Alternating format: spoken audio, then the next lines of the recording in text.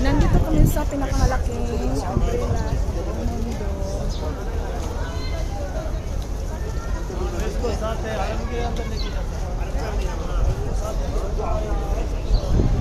Madina Umbrella. Pwede nahanapin tayo ni tatay. May maghanap si tatay sa atin mamaya.